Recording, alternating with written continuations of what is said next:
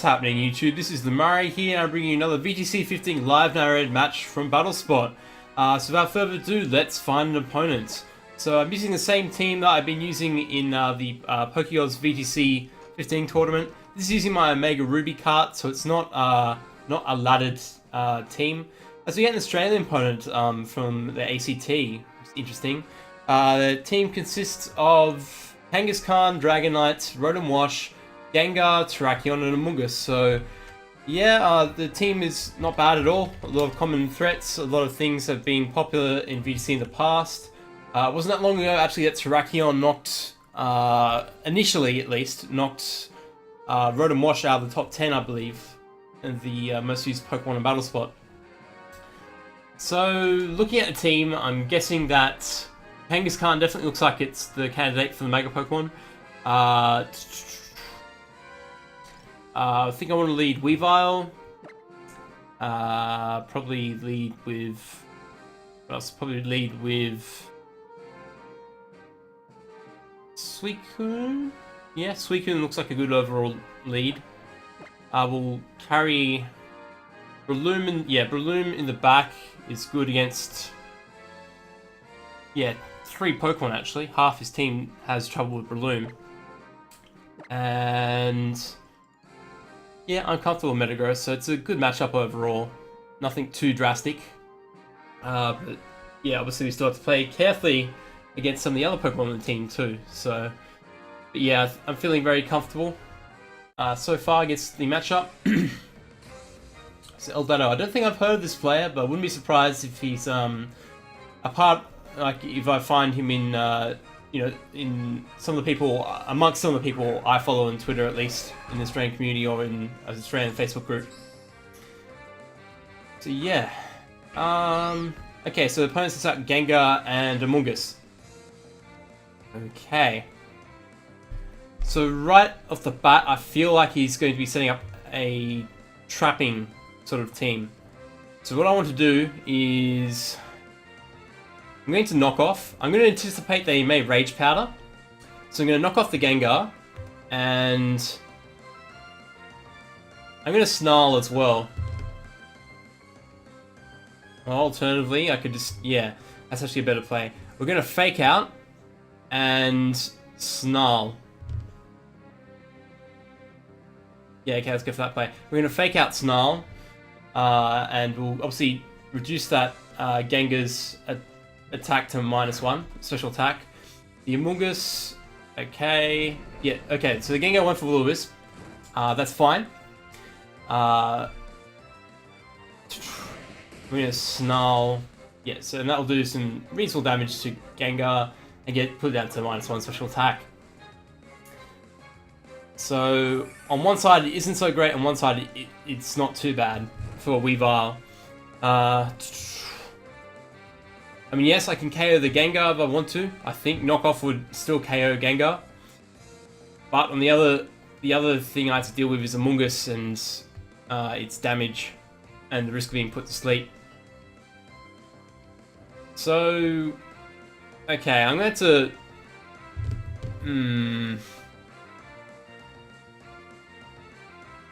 I doubt an Ice Beam would also KO Amoonguss. But we're gonna go for that play. Okay, it's the correct play to make then in that case, because Gengar actually protected. So Ice Punch will do pitiful amount of damage to Amoonguss. But among Ice Punch and Ice Beam, yeah, unfortunately don't pick up any hacks, but would have been nice, but yeah. Okay, so Suicune is put to sleep.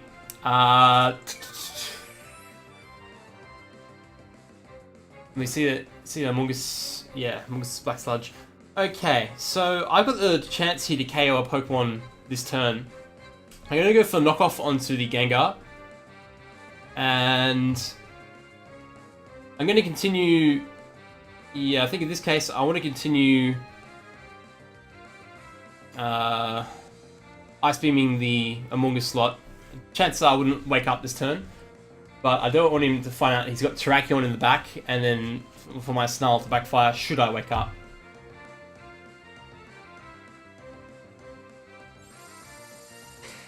So yeah, knocking out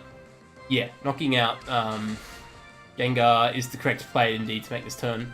This is being a crit. I still think it would have knocked out, especially with the way knockoff mechanics work, and given how frail Gengar is. So I think despite the burn, stab and knockoff mechanics still would have knocked out Gengar from that range, especially after taking prior chip damage from Snarl.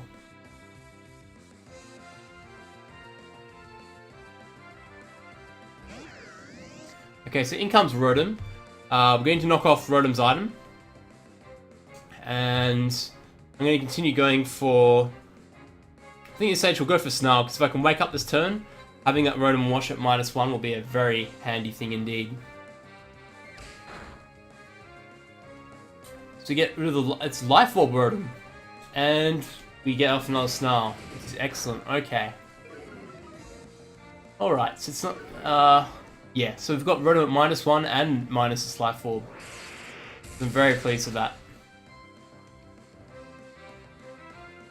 And we've got Amoonguss at -2, so I won't be doing a lot. And that should trigger my Citrus Berry, as it does. Excellent. Okay.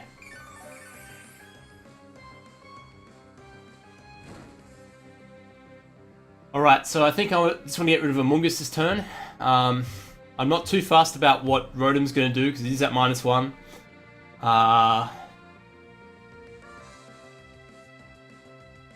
I don't want Amoonguss getting off any more spores. Okay, so it does go for Protect. And yeah, this Rotom's T-Bolt won't be doing a lot, so... Yep, so we're pretty much on track to KO Amoonguss.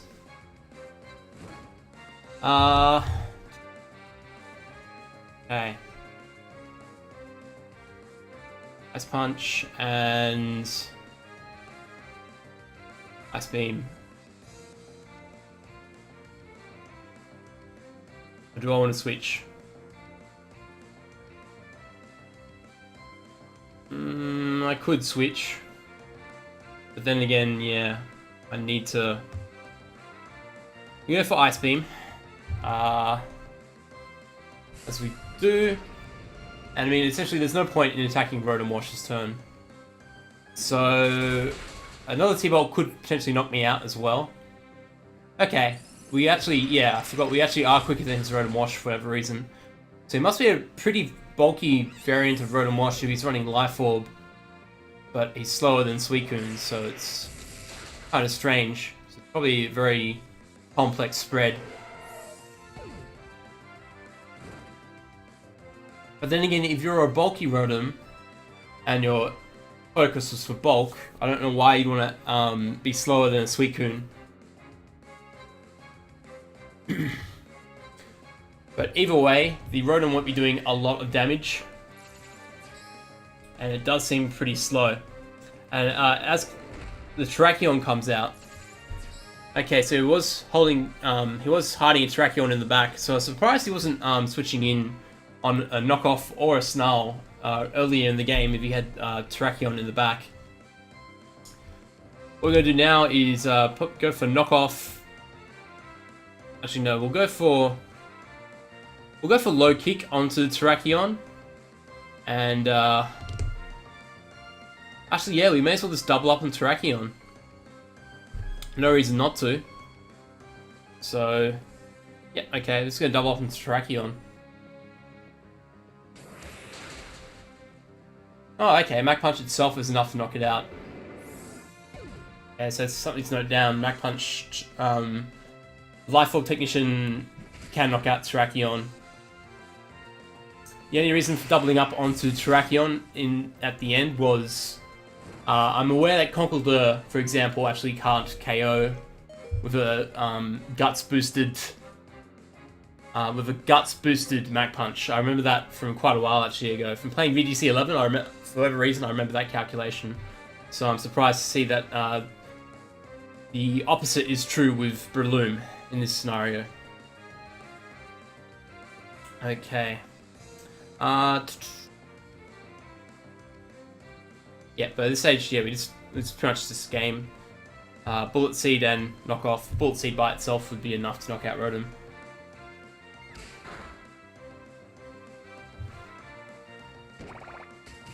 And yeah. Okay, so that's a 3-0 victory to us. So despite Weavile having the burn for a lot of the game, the matchups weren't too bad, and the fact that you get rid of items and still have a stab boost and pretty much due to the newer mechanics and knockoff, that all worked in our favor somewhat. So now we're going to be looking for match number 2. I don't mind this team. It's not my favorite team I've used all season. I have to admit, Mega Metagross isn't too bad. It's just the way you play it that is very crucial, I feel, when using it. Because I find that Metagross is relying on 3 moves in particular to dodge potential sucker punches. Like, it's relying on Bullet Punch, Sub, and Protect to get around its Dark type matchups with Pokemon such as Bishop. As we find a Japanese opponent, I believe. Their team consists of Talonflame, Greninja, Rotom-Wash, Porygon 2, Metagross, and Camerupt. So I think this looks like a dual Mega team by the looks of things. And definitely a Trick Room team if you're seeing Porygon. Okay. I'm gonna lead with Weavile. I think Weavile. Really opting for Breloom here because putting a Trick Room user to sleep is a very good thing. Or just putting anything to sleep on his team in general is going to be a very big bonus. The Talonflame could also have Quick Guard, but I think from the top of my head it's base 122 speed, if memory serves. Might just look that up quickly actually. Talonflame. You always want to just make sure that you're thinking the right thing. I know. Oh, okay, it's base 126. Okay, so it definitely can. Okay, so yeah, Talonflame is, if a Pokemon, if it does have Quick Guard, it can block Weavile's Fake Out with Quick Guard. Ibbot's Jolly. Okay, so that might change my mind then in order to lead the Suicune.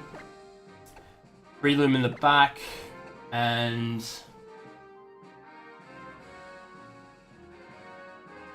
I'm tempted to actually bring Zapdos.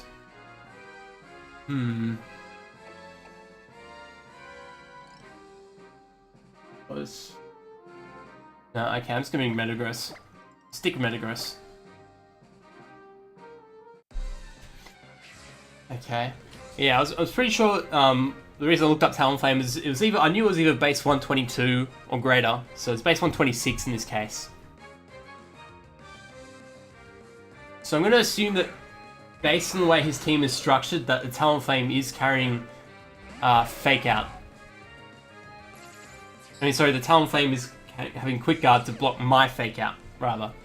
Okay, so I'm going to go for a... I think we'll go for a knockoff onto the Talonflame.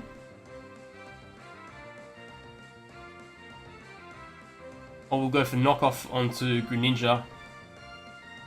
Yeah, we do outspeed Greninja. Okay, so we're going to knock off Greninja.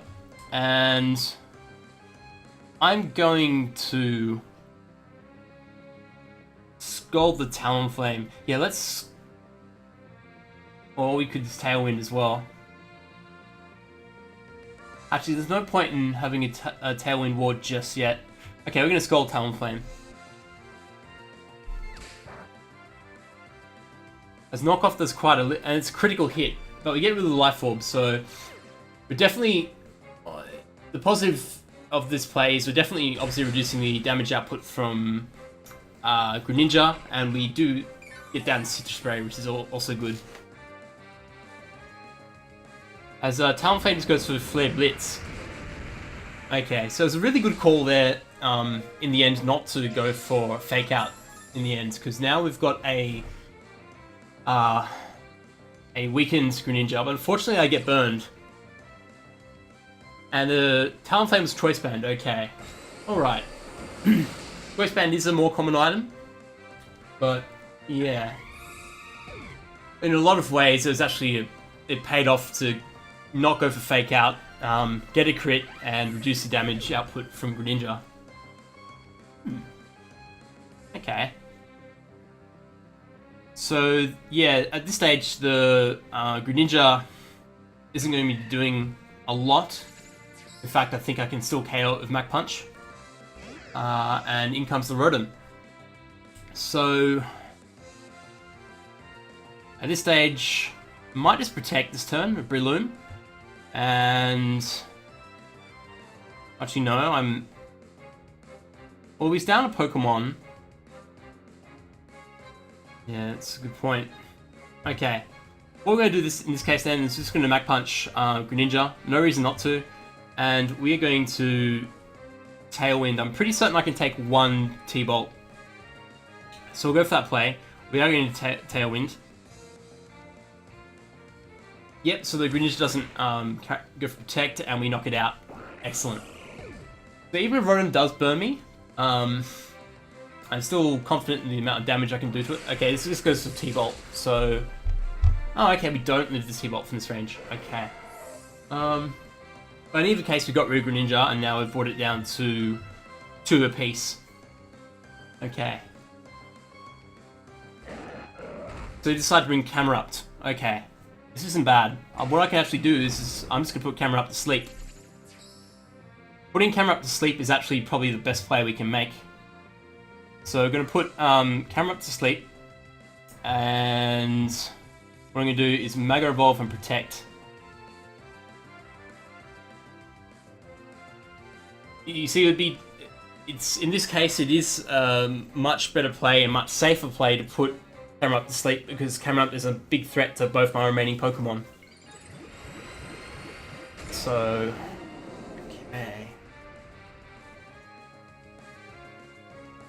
We've gone for Protect here solely because the Rotom Wash could be running some Speed EVs to outspeed certain Pokemon, and of course, I think normal Metagross is base 70 speed.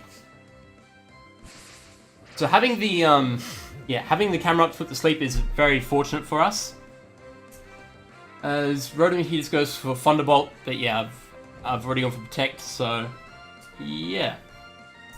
In this case now, what I may do is just go for putting Rotom Wash to sleep and using Zen Headbutt on the Camerupt. Now, bar no first turn wake ups, this should work perfectly.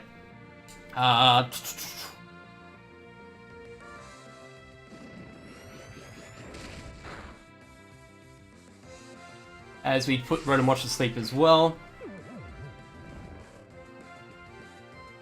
I'm not sure that Rotom Wash is carrying Citrus Berry or not. I doubt it is. And the Camerupt will stay asleep, so that's very fortunate for us as well. Okay. So we're going to Bullet Seed the Rotom Wash here, and we're just going to Zen Headbutt the Camerupt once more.